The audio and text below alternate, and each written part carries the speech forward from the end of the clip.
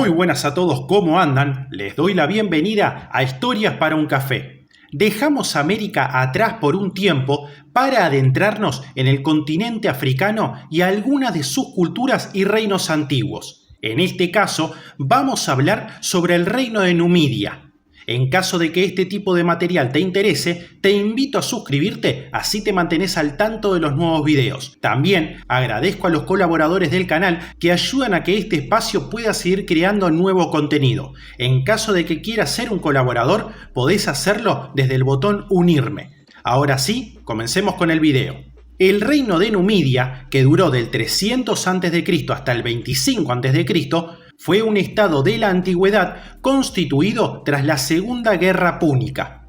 El reino tenía una cultura de origen púnico. Se consolidó como un gran reino durante el reinado de Massinissa, ubicado en el norte de África, en el área de los modernos países de Argelia, Marruecos y Libia, con capital en Sirta. Sus habitantes eran nativos de etnia bereber y libios, colonos púnicos y mestizos estrechamente vinculados con los mauritanos. Las primeras civilizaciones de ganaderos y agricultores durante el Neolítico se conocen por los restos de hallazgos arqueológicos de varias cuevas con cerámica de tipo impreso y cardial que muestran relaciones con la colonización neolítica de todo el litoral del Mediterráneo occidental. Estas culturas influyeron en los pueblos contemporáneos de la península ibérica.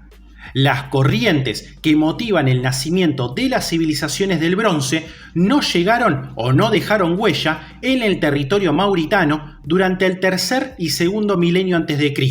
Hasta la llegada de los fenicios en el siglo VII a.C. a las costas de Mauritania y Numidia, fueron una región apartada de la civilización, escasamente poblada y sin grandes asentamientos. Tras la caída de Tiro ante los asirios en el siglo VI a.C., Cartago tomó el relevo de su metrópoli y es entonces cuando la influencia púnica comienza a tener relevancia en las costas de la antigua Mauritania. El establecimiento de factorías y colonias fenicias representó el primer contacto con una cultura superior. Los fenicios establecieron una ciudad colonial importante en la costa atlántica Lixus, en la desembocadura del río Lucus, junto al actual Larache, y varias factorías cubriendo todo el litoral mediterráneo y atlántico hasta Mogador, en cuyo islote aparecen los testimonios geográficamente más remotos de la acción colonial fenicia. El momento inicial de este proceso es incierto, pero en los siglos VII y VI a.C. ya estaban presentes en Mogador y Lixus era ya una ciudad importante. A través de la acción fenicia penetra en el litoral mauritano y Numidia la vida urbana, el uso del hierro, se conoce la moneda, se introduce la vid y probablemente el olivo. Cartago, desde su fundación, tuvo una intensa relación con las tierras del norte de África, obligada a pagar a los pueblos libios, sobre cuyos territorios se había asentado una especie de canon o tributo. En el siglo V a.C., organizaron dos expediciones para reconocer las costas mauritanas, convirtiéndolas en territorios de dominio cartaginés. Cartago, gobernada por ricos aristócratas, creó un imperio comercial impulsando la creación de nuevas colonias en las costas de los actuales Marruecos y Argelia, buscando nuevos recursos naturales, iniciando la explotación de los recursos pesqueros de los litorales y fabricando salazones y salinas para exportar el garum.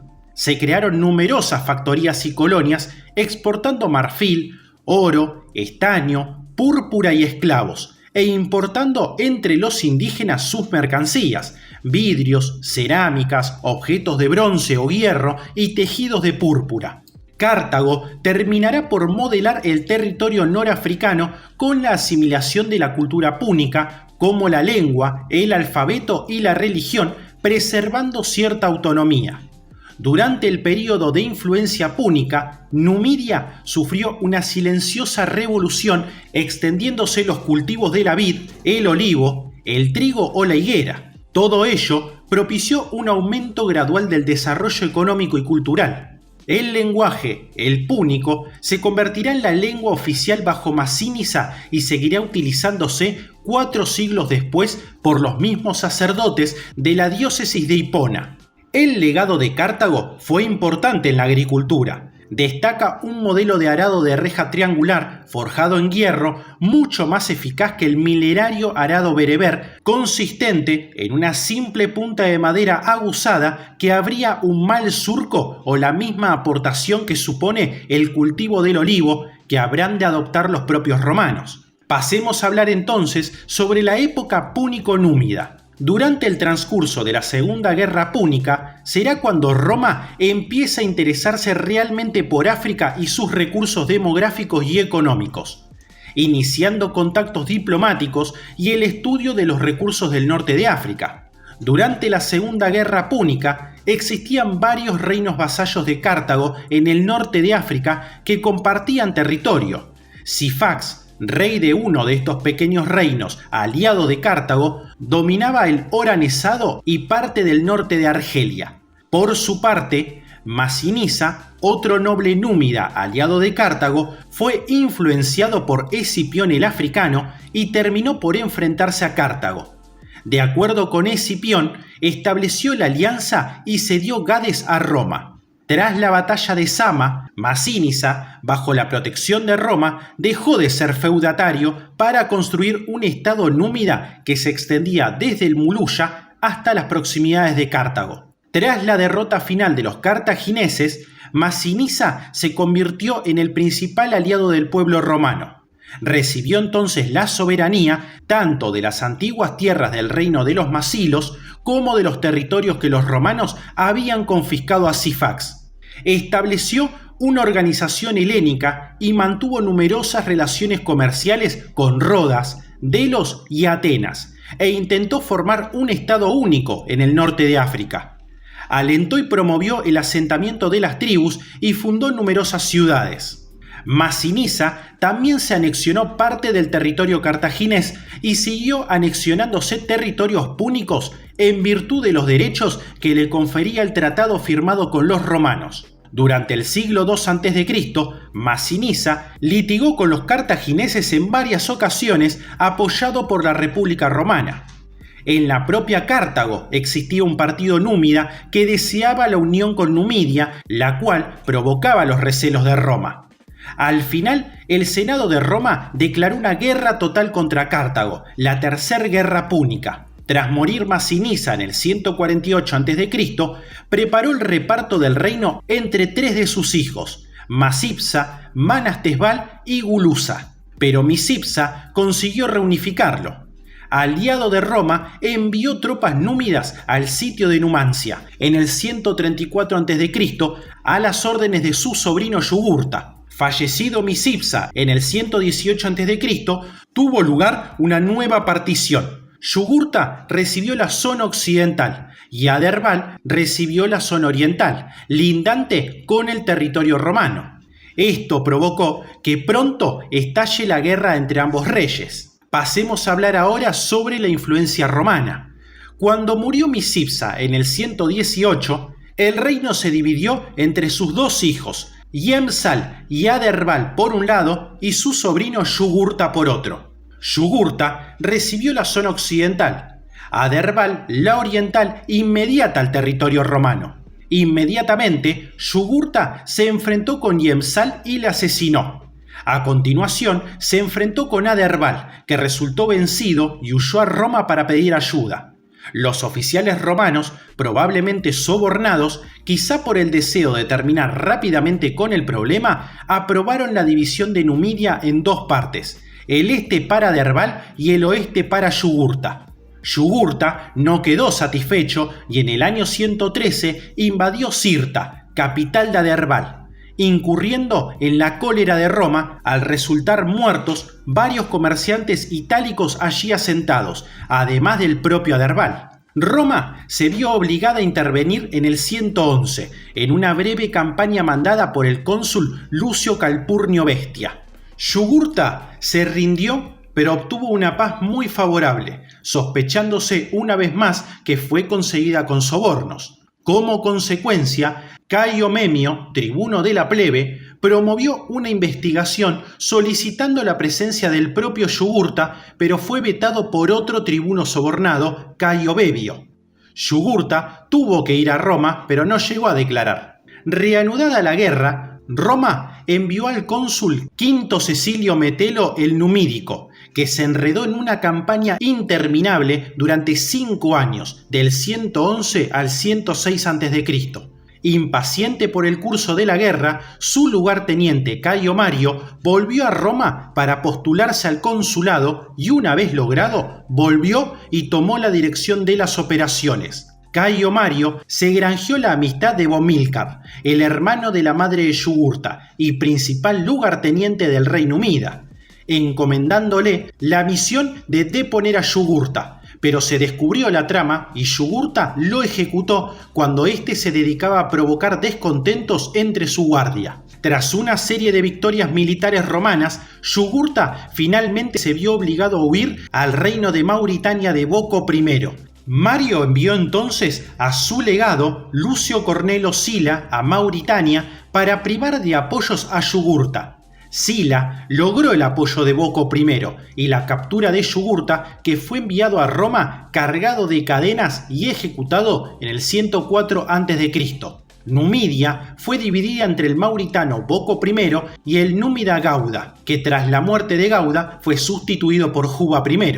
Boco I, tras su muerte, dividió su reino entre sus hijos. Boco II heredó el este y Bogud el oeste. Los dos hermanos participaron en la Segunda Guerra Civil a favor de Julio César y en contra del Juba I, invadiendo Numidia. Juba I ayudó a los pompeyanos en contra de César, teniendo que hacer frente junto a Publio Atio Varo al ejército de Curio, que por orden de César le declaró enemigo del pueblo romano, privándole del derecho al reino. En la batalla de Tapso aportó gran cantidad de hombres y elefantes.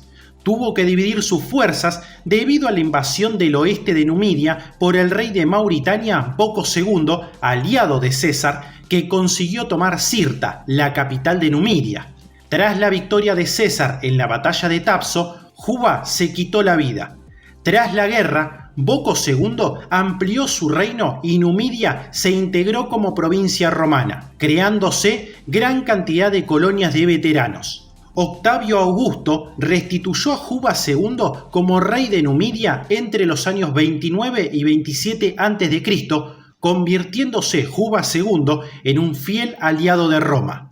Entre el 26 y el 20 a.C., Augusto le comprometió a casarse con Cleopatra Selene II, dándole una gran dote y confirmándola como reina. Sin embargo, Juba II y Cleopatra II no reinaron juntos mucho tiempo en Numidia debido a que la población local se oponía a Juba por su excesiva romanización, lo que causó desórdenes civiles. La pareja real dejó entonces Numidia, trasladándose al reino de Mauritania.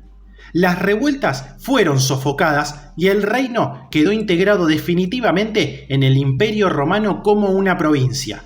En cuanto a la cultura, durante el siglo III a.C.